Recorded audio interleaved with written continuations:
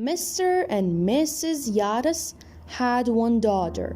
Her name was Carol, and she was 19 years old. Carol lived with her parents and worked in an office.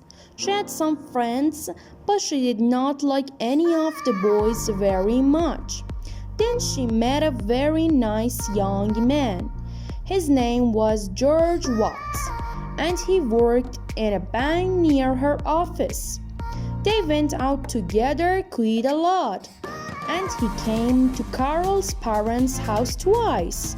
And then, last week, Carol went to her father and said, "I'm going to marry George Watts, Daddy. He was here yesterday."